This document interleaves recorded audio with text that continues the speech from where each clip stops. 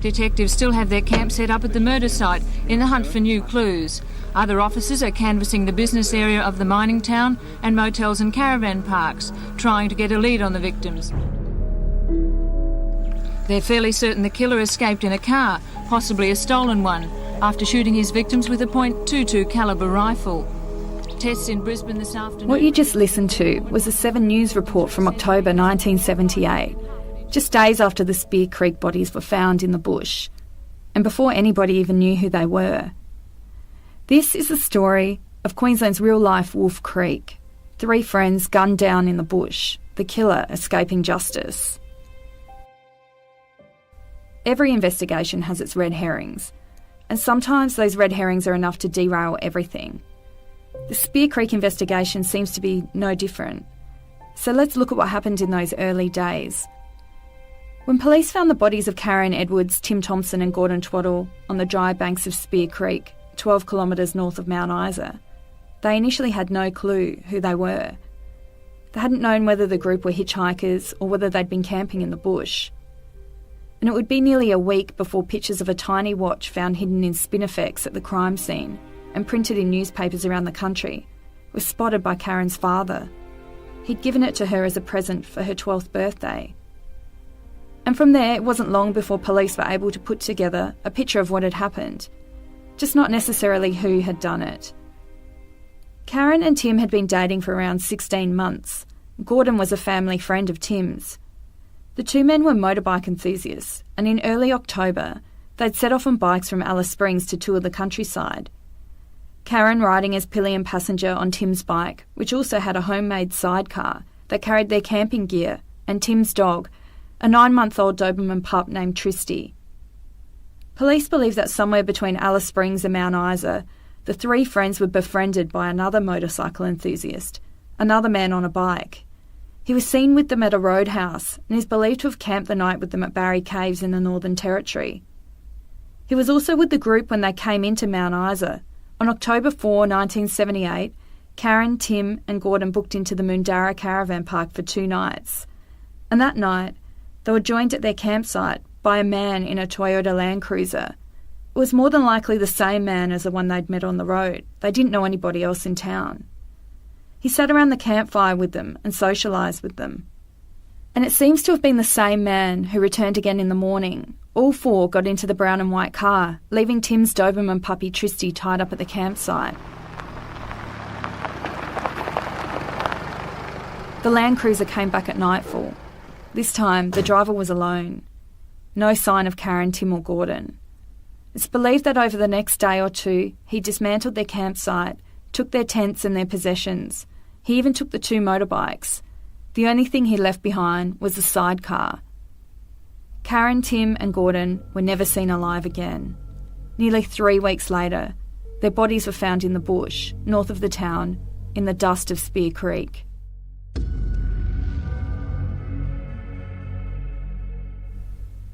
It was early on in the investigation, even before police had identified the victims, that a group of detectives decided to conduct some aerial surveillance of the crime scene. They chartered a Bell Jet Ranger from a local company, and the pilot took 4 detectives into the air. They were looking for anything really, anything unusual, maybe a vehicle or something like that. Senior Constable Neil Mackenzie was a Scenes of Crimes officer based in Mount Isa. He was one of those called out to Spear Creek after the couple walking their greyhounds found the first of the bodies. For years his job had involved photographing bodies at crime scenes. It's really hard work, but it's very important. But the day 4 police officers and a pilot went up in a hired chopper was the first time Neil had ever taken aerial photographs of a crime scene. And as you'll hear, it would be the last. He took the front seat next to the pilot. Homicide detectives Jim O'Donnell and Reg Ashmore sat in the back, with Cloncurry detective Ken Can. Reg was terrified of flying. He'd made sure to buckle himself in tight, pulling the harness over his shoulders. This is Neil Mackenzie. I remember there was a big sort of shutter, and I knew there was something going on, and because I was up front with the pilot, but there was a red light flashing, and we're only, I was told, 150 feet up, but we were descending, and I thought, oh, he'll bring it down. But then as we got closer to the ground, there was a big tree there, and I thought, we're still coming down pretty, too fast, and not a word said. No, there was dead silence there. And the chopper hit the tree, and it went over, and the blade sort of dug in, and the chopper disintegrated virtually. The murder hunt was set back late yesterday when a helicopter with 4 detectives aboard crash-landed near the murder scene. 2 detectives are still in hospital tonight, one with 5 crushed vertebrae and the other... It was still ticking, and then there was fuel on us, but then I honestly thought it was going to explode. To be quite honest, I did panic in that I'm trying to get the seatbelt and it wouldn't release, and I thought, get out of here as quick as you can, It did eventually release. Like, I couldn't get up and walk away because I was in such pain, and I had to crawl away. I got crushed vertebrae in my lumbar area and broken ribs.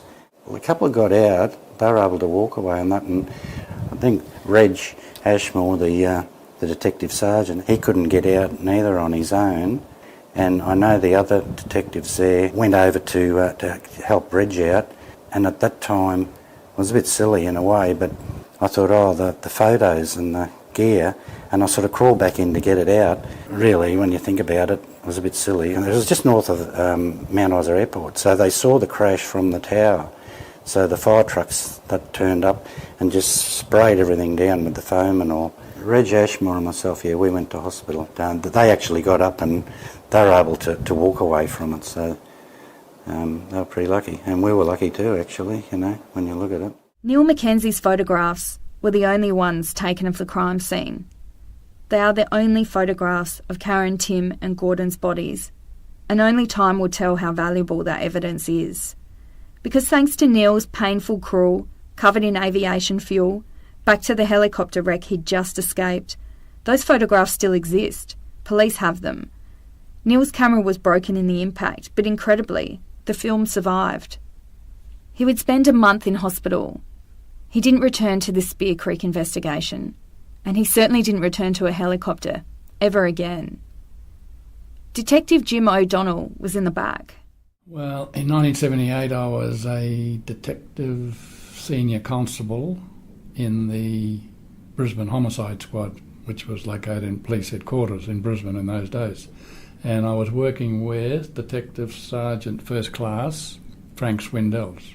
We went to work on the 25th of October 1978, and the superintendent in charge of the CIB called Frank Swindells to his office and said there'd been 3 bodies located in Mount Isa, and he and I were to go with Detective Raywood, and there was a flight at 9:30 or some time like that. We had about an hour to get to the airport, not even with a toothbrush, so we had to get on the plane straight to Mount Isa, which we did. So it was mainly, the investigations were mainly trying to get a background on where they were going to, where they went, who they saw, where they stayed, and we had 3 or 4 police in Northern Territory doing all those backgrounds, while myself and Swindells were doing other work in Mount Isa. Every person that was interviewed, or every part of the investigation was put on what we called a running sheet in those days.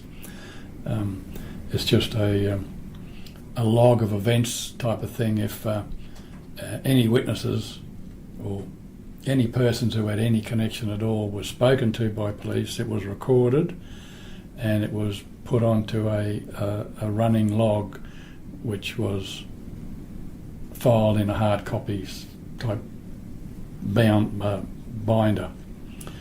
We had no computers in those days, of course. If a witness was obviously an important witness, a typewritten statement would be taken from them and signed. That normally done at the closest police station to where the person was located. Jim wasn't really supposed to be among the team that went in the helicopter, but he thought it would be interesting. I was stationed in Mount Isa in the 60s, and of course the decision was made to to go up and do an aerial search, take an aerial shot, so we had to look at the whole area. So they decided to hire the helicopter, and Reg Ashmore, he was in charge, so he went. That's why I went. I said I wouldn't mind having a look at Mount Isa from the air again. It was nearly my downfall. The photographer, of course, was in the front seat to take photographs, and Ken Kent, he must have just filled the other position. We're in the back, the three of us in the back, and Reg was terrified of flying, and he put on his sash, but he also put on his seat belt as well. He was strapped in like he couldn't move. And he got injured the worst, so just goes to show, doesn't it? I remember we went out over the dam, and then we came back and then went over the scene. And then there was a clunking noise. I don't know how high up, we were probably only 200 or 300 feet up. There was a clunking noise, and then there was a red light. I can remember a red light and a buzzing noise from this red light. And incredible, not one word was said, and Neil would probably back that up. No one said a word. I think we just were all frozen. And of course the pilot was looking. He saw a spot that he might be able to land, but he could see he couldn't make the spot he was looking for, and he had to go in closer. But when he hit the ground, he was able to bring up the nose, and that softens the impact. He did a great job anyway, because we all survived. And I can remember it just hitting the ground, and it's just all this noise and shrapnel, and obviously the canopy getting ripped apart, and then everything stopped. And of course the first thing you think of, got to get out of here. You think of explosions or fire or something. And that's when I just fell out the back seat, out through the seat belt, and Camp must have done the same.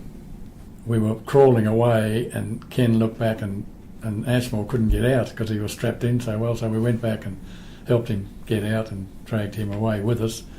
And Neil Mackenzie had gone in another direction, the pilot had gone in another direction. We all survived. I had crushed vertebrae, I don't know if it was crushed, bruised vertebrae might have been, all our backs. We had sore backs for a long time, but Ashmore went to hospital. I'm not sure whether Neil Mackenzie went to hospital. He had crushed vertebrae as well. Crushed vertebrae, yeah. His wife was a nurse at the hospital at the time that he got brought in, I'm pretty sure. Okay. Yeah, she remembers it. He said the exact same thing. He said nobody said a word. No, I can't believe that. You'd think someone would say something, wouldn't you? Because it probably happened in 10, 20 seconds, I suppose, but still, yeah. Have you ever been up in a helicopter again? Well, I didn't go for a long time. So that was a helicopter crash. As you can imagine, it was a pretty big deal. Some of the investigators spent a decent amount of time in hospital at a time when the momentum was just starting to build. Soon after that, Karen, Tim and Gordon's bodies were identified. Detectives flew to Melbourne to speak with the families. They went to Alice Springs to speak to people at the Hermannsburg Mission, where Tim had been working as a teacher. Gordon's bike had turned up. It was found abandoned near the Golden Fleece service station in Mount Isa on October 16, but it seemed to have been dumped there on October 5, the day they were believed murdered. Then, in early November, a discovery was made. 7-year-old Rex Webber, whose father Frank worked as a grader driver at the tip, found something interesting. It was a green and orange knapsack. He took it to his father, who thought it looked like something a motorcyclist might use, and he was right. Frank called police, who searched the area where the bag had been found. There were 25 44-gallon drums lining the entrance to the tip. Police looked in all of them. And hidden inside 5 were Karen, Tim and Gordon's possessions. A leather motorbike jacket, a sleeping bag, camping gear, a tent, an air mattress. Frank said of his son, "Rex often snoops around the dump. It's a good thing he did." And that's when police realised something sad. A dog had been found in the same location weeks earlier, standing by those barrels. The council had been called, and the Doberman pup had been taken to the pound. It was Tristy, of course.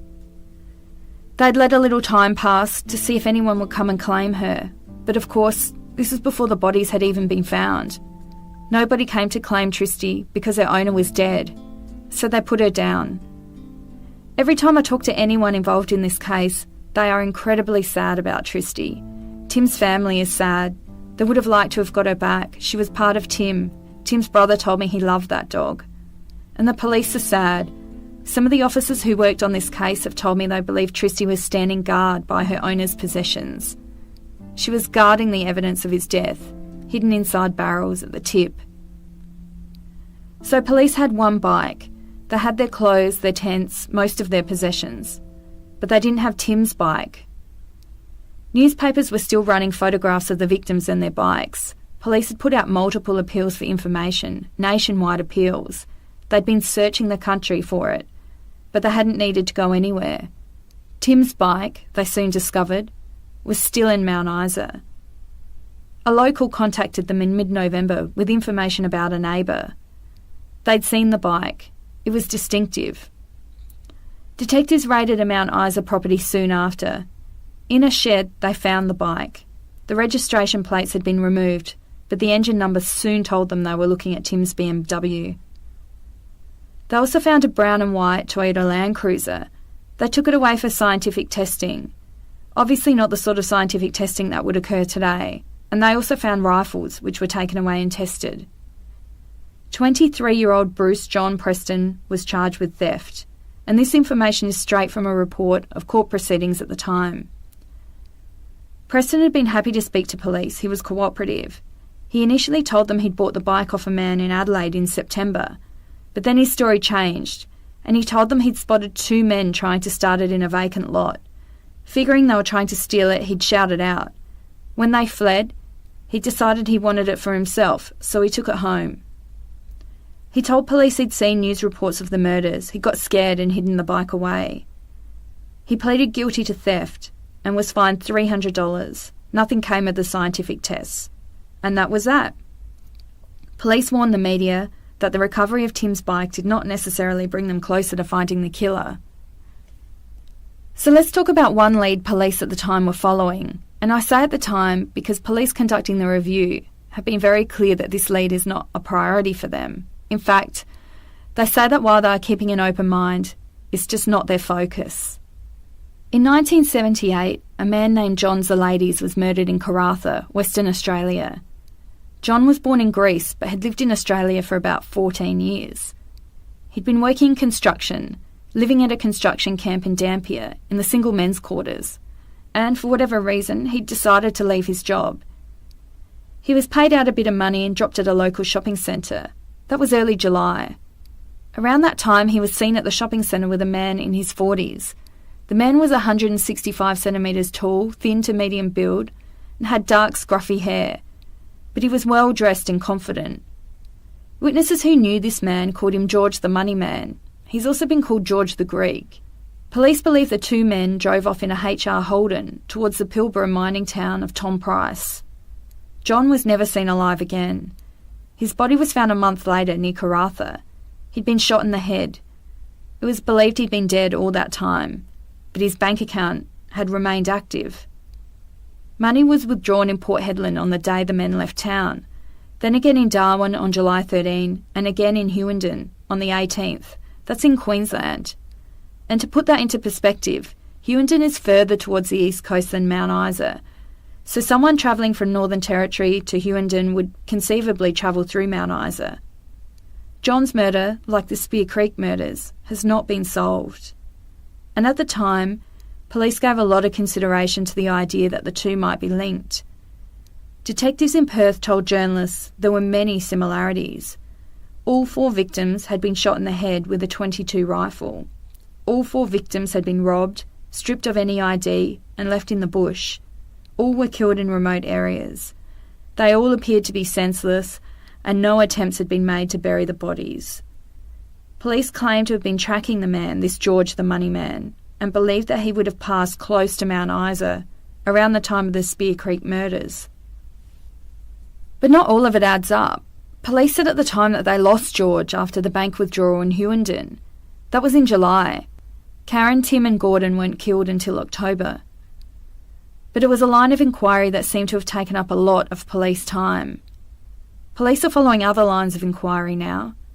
This is from a press conference Detective Senior Sergeant Tara Cantwell held after announcing the case has been reviewed. Thanks very much for coming, everyone, today. My name is Detective Senior Sergeant Tara Cantwell. I'm from the Homicide Cold Case Investigation Team. In 2018, the Cold Case Investigation Team and the Mount Isa Criminal Investigation Branch commenced a review into the murder of Karen Edwards, Tim Thompson and Gordon Twaddle, who were last seen alive on the morning of the 5th of October 1978 at the Mundara Caravan Park, Mount Isa. The three persons were located deceased on the 24th of October 1978 in bushland at Spear Creek, 12 kilometres north of Mount Isa.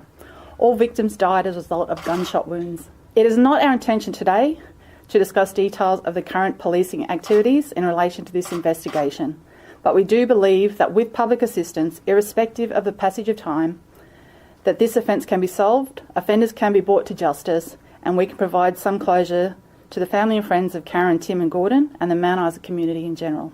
We are seeking anyone who may have seen the group travelling from Alice Springs to Mount Isa between the 2nd and the 4th of October 1978, particularly the motorcyclist who joined them for the last part of their journey from Frewena into Mount Isa, to please contact police. We are seeking anyone who may be able to identify the driver, owner of a two-tone brown and white coloured long-wheel drive Toyota Land Cruiser seen at the Mundara Caravan Park, to please contact police. We are seeking anyone who may have seen either the blue Suzuki motorcycle or the red BMW motorcycle being moved from the Mundara Caravan Park in the Mount Isa CBD on or around the 5th of October 1978 and subsequently ridden around the town, to please contact police. Following from that, Tim's motorcycle, the red BMW, was found in possession of a local Mount Isa man on the 13th of November 1978. A 23-year-old male was arrested for the theft of the motorcycle and was convicted and fined $300. A two-tone brown and white Toyota Land Cruiser and a number of firearms associated with the man's address were examined by forensic officers in 1978. We are seeking anyone who may have knowledge of these circumstances to please contact police. There is a $250,000 reward being offered for information which leads to the apprehension and conviction of the persons responsible for the murder of Karen, Tim and Gordon. In addition, an appropriate indemnity from prosecution will be recommended for any accomplice, not being the person who actually committed the crime, who first gives such information. We ask that if anybody has any information, no matter how small or irrelevant that you think it may be, to contact Crime Stoppers on 1800 333 000 or the Crime Stoppers website online.